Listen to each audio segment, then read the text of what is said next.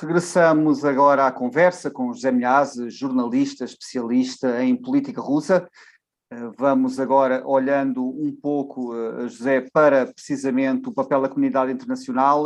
Como é que avalia estas sanções e também os últimos desenvolvimentos por parte de tanto da Comissão Europeia, da União Europeia e dos Estados Unidos? Foram suficientes, não foram suficientes? Qual é que é a sua opinião? Foram tardios. Isto devia ser feito muito antes. Em 2004, todo este apoio que agora dão e prometem à Ucrânia devia ser prestado em 2004, quando os ucranianos fizeram a opção europeia. Em 2008, quando a Rússia invadiu a Geórgia.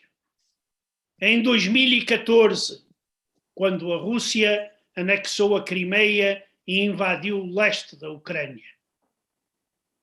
Nesse sentido, os dirigentes ocidentais têm graves culpas no cartório.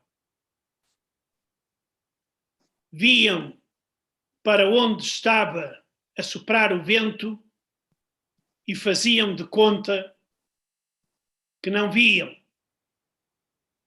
Viam em Putin um dirigente respeitável, a quem se podia cumprimentar a mão. E o ministro dos Negócios Estrangeiros, Sergei Lavrov, mais um dos membros do tenebroso gangue que neste momento domina o Kremlin e a Rússia. Era nessa altura que tinham de começar.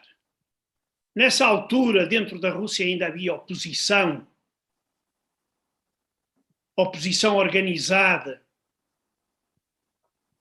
Ainda havia muitos russos que pensavam que compreenderiam que Putin está errado. A União Europeia e os Estados Unidos deixaram-no ter vitórias fáceis. E ele pensou que ia ter aqui uma vitória fácil.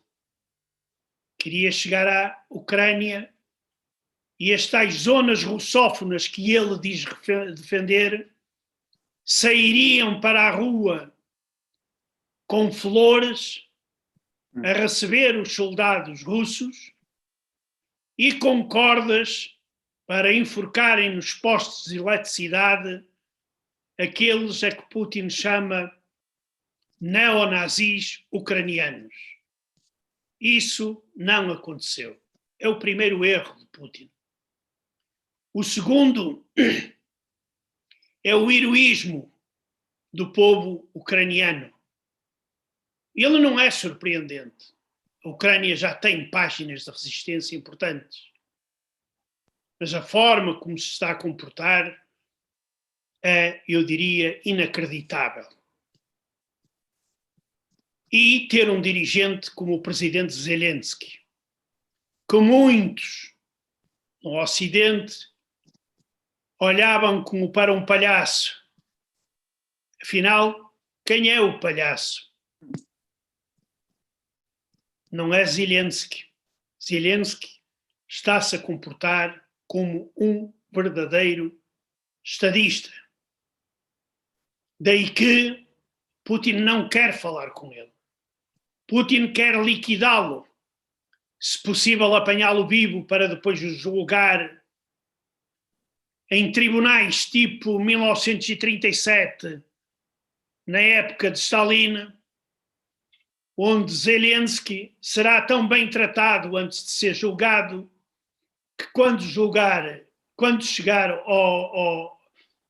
à sala de audiências poderá reconhecer até que estava a construir uma ponte entre a Ucrânia e o Canadá, passando pelo Polo Norte, para que as tropas canadianas viessem invadir a Ucrânia e a Rússia. Isto é absolutamente monstruoso. Claro que Putin ficou também surpreendido, e ainda bem, mais vale tarde do que nunca, que o Ocidente tenha despertado desta forma, se tenha unido. Mas o preço a pagar por isto é muito grande. Nós estamos agora a pagar, uma vez mais, pelas asneiras dos nossos políticos. Nós não dedicamos a atenção necessária à segurança da Europa. Achávamos que não iria haver guerra no nosso continente. Não obstante os sinais que já se viam e ouviam.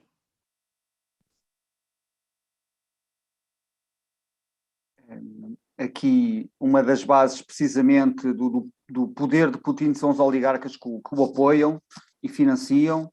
Considera que existe alguma possibilidade dos oligarcas estarem com algum receio, algum medo destas sanções e deste isolamento internacional da Rússia virem a atingir as suas fortunas? Considera plausível o cenário em que eles chegam ao pé de Putin e exijam que mude o rumo da invasão? O que é que considera?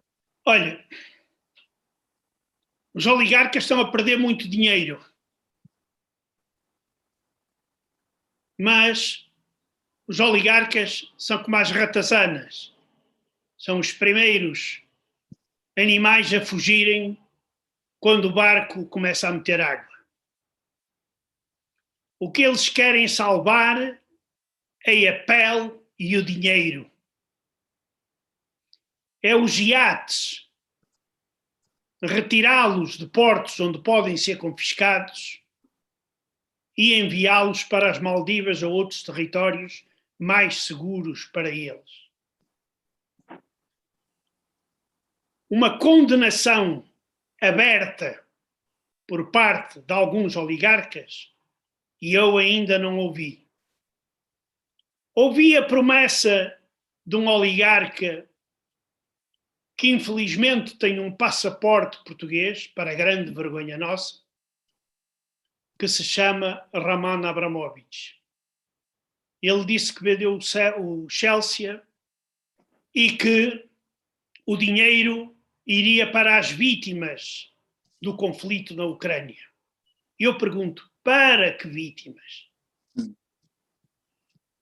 Isto é muito ambíguo. Pois, é visto. Extremamente ambíguo.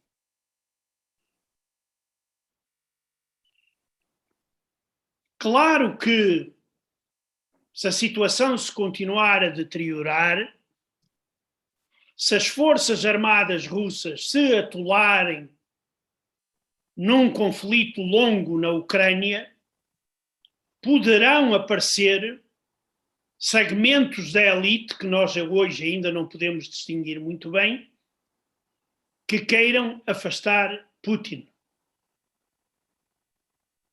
Putin está reunido de amigos do antigo KGB soviético ou de criminosos de delito comum, como é o caso do famoso chefe da companhia de mercenários chamada Wagner.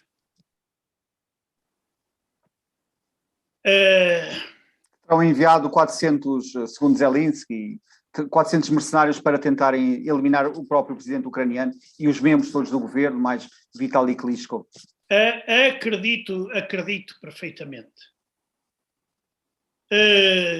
Daí que, neste momento, ainda é difícil ver como é, primeiro, que Putin vai sair deste conflito sem perder a cara. E segundo, se vai ser ele a tirar a Rússia deste conflito, e quem vai e de que forma. Isso são perguntas a que eu apenas coloco, mas não tenho resposta para elas. Muito bem, vamos agora para um breve intervalo e regressamos já.